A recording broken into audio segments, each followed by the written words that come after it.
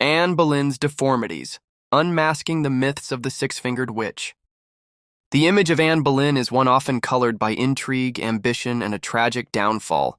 Yet, alongside the historical facts, persistent whispers of physical deformities, a sixth finger, a prominent wen on her neck, and even suggestions of witchcraft have woven themselves into the fabric of her legend. But before we begin, don't forget to like and subscribe to help us grow our channel.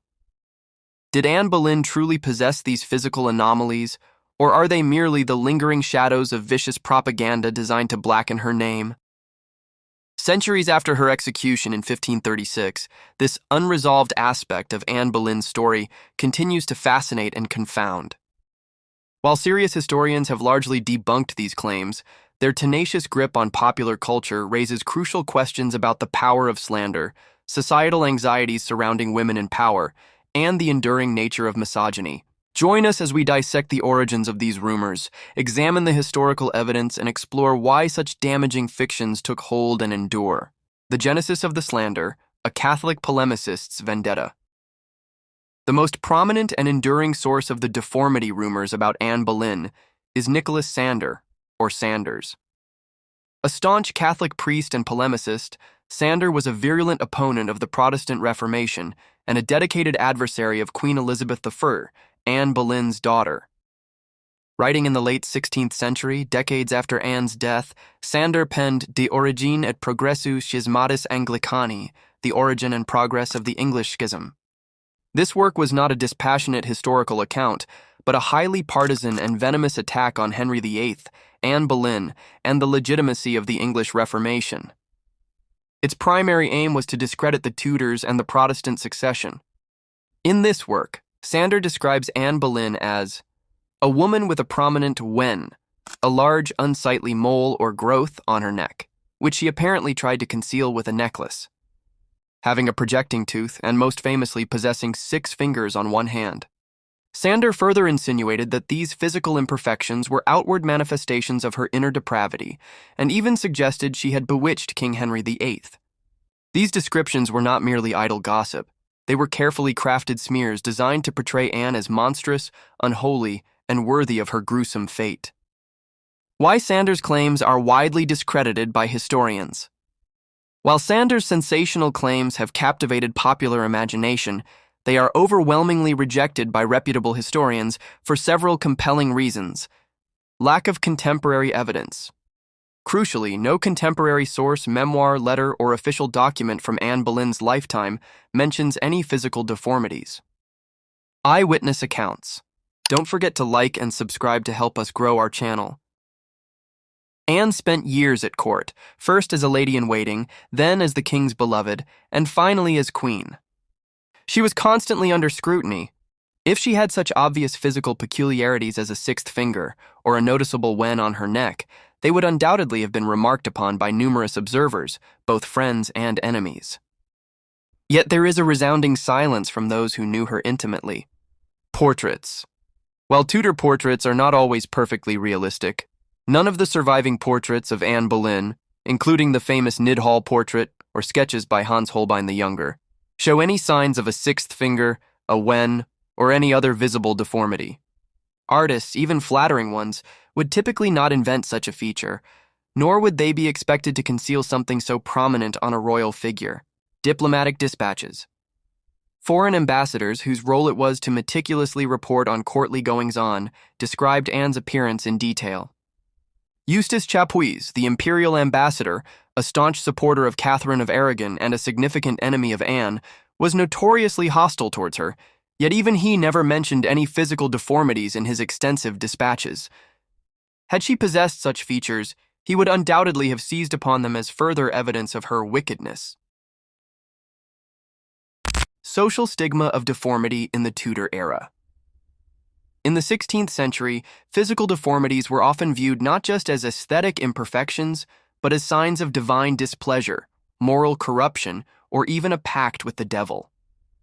For Anne Boleyn to have possessed such visible flaws and still risen to such a prominent position, especially as queen, would have been almost impossible. Don't forget to like and subscribe to help us grow our channel eligibility for court. A woman with a visible sixth finger or a large growth would likely not have been considered eligible to serve as a lady-in-waiting in such an image-conscious court, let alone capture the king's attention and become queen. Association with witchcraft. The accusation of witchcraft was a grave one, often linked to physical marks of the devil. If Anne had possessed such features, they would almost certainly have been cited during her trial as concrete evidence of her alleged sorcery, which they were not. Saunders' clear agenda. Saunders' writings are understood by historians as highly unreliable propaganda. His goal was to demonize Anne Boleyn and Queen Elizabeth I, thereby undermining the legitimacy of the Church of England and the Protestant succession. Fabricating monstrous physical traits was a common tactic in polemical attacks of the era to dehumanize and discredit opponents. Why did the rumors take hold and persist? Despite the historical debunking, the six-fingered Anne and the wen on her neck myths remain stubbornly lodged in popular consciousness. Why? The allure of the sensational. Stories of physical abnormalities and witchcraft are inherently dramatic and memorable. They add a layer of dark intrigue to an already compelling narrative, appealing to a desire for the macabre and the mysterious. Reinforcement of negative stereotypes. These rumors played into existing negative stereotypes about ambitious women. Anne Boleyn was seen by many as overly ambitious, manipulative, and a whore who broke England's ties with Rome. Attributing physical deformities to her served to visually confirm these moral judgments, making her appear outwardly as monstrous as some perceived her to be inwardly. Post-execution justification. The rumors provided a posthumous justification for her execution. If Anne was physically other or cursed, then her downfall could be seen as a natural, even divinely ordained consequence of her unnatural state. It made her execution more palatable to some and reinforced the king's actions. Literary and popular culture amplification. The myths have been perpetuated through centuries of literature, historical fiction, and more recently, film and television. Once a sensational detail enters the popular narrative, it becomes incredibly difficult to dislodge, regardless of historical accuracy. Authors and screenwriters often prioritize dramatic effect over strict adherence to historical nuance.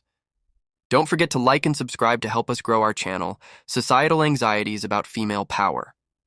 Anne Boleyn's rise challenged traditional notions of female roles and power. She was intelligent, opinionated, and exerted significant influence over the king, which was unsettling to many in a patriarchal society. Attributing deformities or witchcraft to her was a way to demonize and control the image of a powerful woman who defied conventional expectations. The true deformity, a legacy of misogynistic smear. Ultimately, the true deformity associated with Anne Boleyn is not a physical one, but the legacy of the malicious propaganda leveled against her. The persistence of these rumors reveals far more about the anxieties, prejudices, and manipulative tactics of the Tudor era, and indeed subsequent centuries, than it does about Anne Boleyn herself. Her story is a potent reminder of how quickly reputation can be destroyed by baseless accusations, especially when wielded by those in power. The myths surrounding her physical appearance stand as a stark example of how historical figures, particularly women, are often subjected to disproportionate scrutiny and character assassination when they challenge the status quo. While Anne Boleyn met her end on the scaffold, the enduring fascination with her life, and the continued debate over the fabricated evidence against her, ensure that her legacy continues to spark discussion and challenge our understanding of truth, power, and the historical narrative itself. Don't forget to like and subscribe to help us grow our channel. Thank you for watching and ring that bell to receive notification on new videos.